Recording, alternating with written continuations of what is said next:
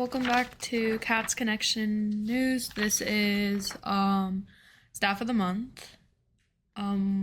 It's good to have you here. Nice to be here. Would you mind introducing yourself? Joe Gipson, bus driver for the Mount Olive School District. Okay, let's get into these questions. How long have you been a bus driver? Approximately 5 to 6 years. Approximately? Yeah, I can't remember if this is my 5th or 6th year. Yeah, that's fair. Did you have any words? Did you always want to be a bus driver? No, not really. It kind of something that snuck up on me. I was retired and they needed a driver. I already had a CDL license and I'm from the area, but just moved back to the area, so I need to get myself re-established, and it seemed like the best way to do it.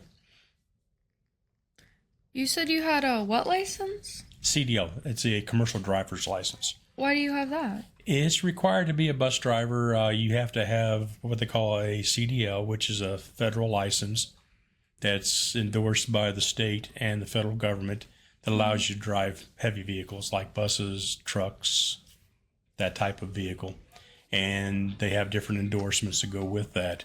And one of the endorsements is to be a passenger driver, which is what a school bus driver is. And there's a subdivision of that for being a school bus driver, which requires more identification, more background checks because of kids. Yeah, that makes sense. Have you had any other jobs? Yes, I'm retired Chrysler employee, 30 years, also firefighter, paramedic.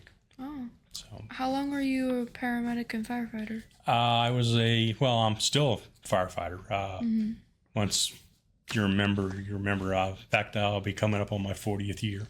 Not active, basically because I'm getting older. It's more of a young person sport, but I was a paramedic in Maryland for 17 years. Oh, 17? That was basically, it was volunteer, but again, I moved to the East Coast because Chrysler transferred me there, and I didn't know the area, didn't know the people, and I already had an EMT license, which is an emergency medical technician.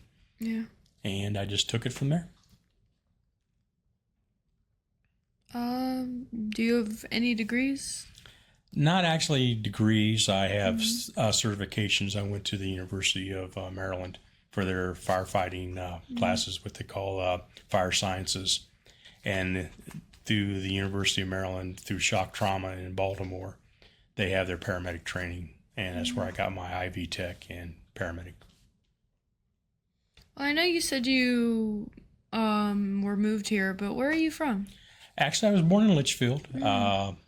Lived outside of Mount Olive on Panther Creek, and when I was younger, my parents moved to Alton.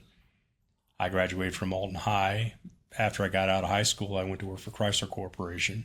And as I like to put it, after a year and a half, they exiled me to Newark, Delaware, where I finished out my career with Chrysler. And then we have a family farm outside of town, and I'm third generation. And that's where I wanted to retire. I purchased it from my father over the years, and that's where I moved back to. So I was local, but I wasn't local. I didn't know the people, knew the names, but didn't have any faces to go with it. I went to third grade actually at this school. Well, not this school, but the old school. Oh, yeah. It's And changed a lot. so I didn't really know the roads that well. I didn't really know the people that well. So again, with the bus driver, you really get to learn the roads, and you definitely get to learn the people. Yeah. It's a lot of driving, obviously. Yeah. I always liked to drive, so it wasn't a problem for me.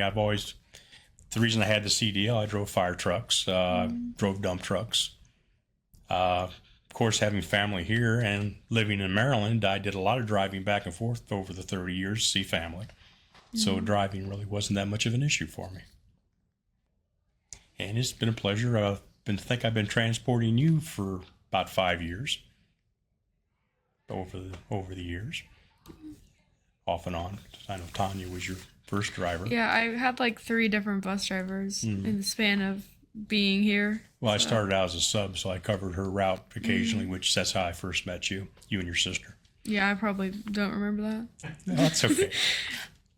I don't remember a lot about the bus though. So. Well, I've seen a large improvement in you over the years. You really came out of your shell. Mm-hmm. Oh, I was gonna ask. This is probably stuff you really don't want me to record on your video, but I was gonna ask if you knew the roads before, if you had to get like acquainted with them. well, it was kind of funny. I knew the north side of town. Mm-hmm. I knew a lot of the road names, but I didn't know where they were at. And of course, with the bus being a sub to start off with, I had to know all 4 routes, which covers the whole area. So over a matter of probably 5-6 months, I got to learn the roads real well. Yeah, I could not be a bus driver. I would get lost. No, you wouldn't. I'm so bad with directions. Yeah, but directions, once you learn them, every first time you go out, it's going to be a challenge. Yeah, But after that, it's not that difficult. I'd still get lost. The biggest challenge for me is remembering all the kids' names, because I have a real bad habit of not being able to remember names. There's a lot of kids on the bus. It took me almost 4 years to remember yours. That's fair. Oh yeah. I keep losing the question, then it comes back to me. Well, I'm sidetracking you, unfortunately. Did you, I don't know, enjoy helping decorate the bus? Well, really, you did most of the work. I just sat there and watched you because you asked me questions, and there's certain legal things I can and can't do. As far as the bus, I can't have anything on the doors or the windows that are exits. I can't have anything that obstructs my view.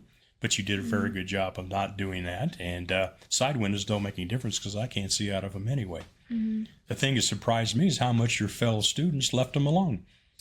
I did not expect the little kids to not mess with things. They were very respectful to that. Some little kids are just don't listen, though, to be fair. And I will tell you something that you don't know about your decorations. The ones you put on for St. Patrick's Day, I didn't have to take them off the bus. That day you weren't there, because it was time to take them off the bus, I told all the kids they could have one of the decorations. Like By the time I got back to the bus garage, I had no decorations on my bus. They had totally cleaned it up for me. Yeah. Well, I'm going to give them Easter eggs for Easter, so they'll probably enjoy that. Yeah. No, they definitely enjoyed your shamrocks. So they all had them stuck on their shirts, stuck on a couple on their foreheads. The hat that I was wearing, one of the boys that likes cowboy hats, he got that. I would lose it by next year, so I figured I'd buy a new one. Yeah. Do you have anything else you want to say? No, you're actually the one doing the interviewing here.